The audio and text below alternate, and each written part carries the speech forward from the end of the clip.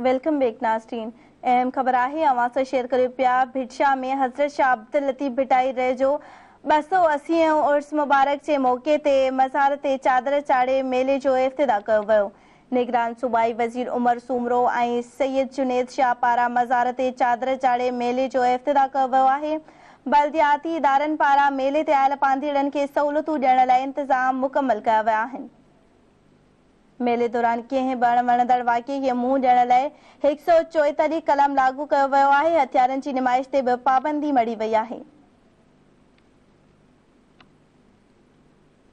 एक भेरो ॿीहर नाज़रीन अवां खे आगाह करियो पिया। भिटशा में हज़रत शाह अब्दुल लतीफ़ भिटाई रहमतुल्लाह जो 280 उर्स मुबारक जे मौक़े ते मज़ार ते चादर चाढ़े मेले जो इफ़्तिताह कयो वियो आहे।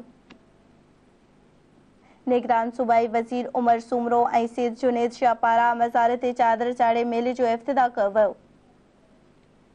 बल्दियाती इदारनि पारां मेले ते आयल पांधीड़नि खे सहूलियतूं ॾियण लाइ इंतज़ाम मुकमल कया विया आहिनि। मेले दौरान कंहिं बि वणंदड़ वाक़िए खे मुंहुं ॾियण लाइ 144 कलम लागू कयो वियो आहे, जॾहिं त हथियारनि जी नुमाइश ते बि पाबंदी मड़ी वई आहे।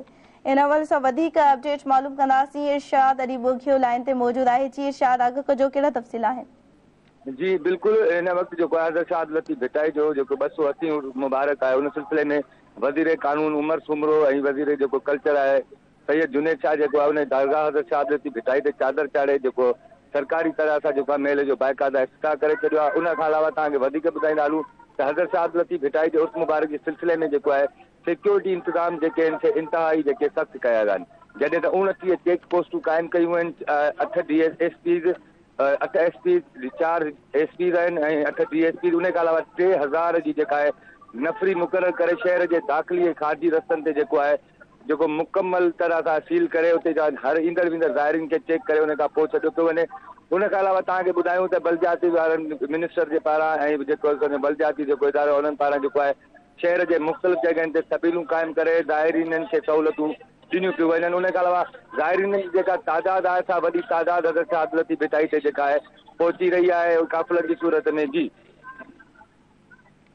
ठीक है इरशाद, अवां जी मेहरबानी।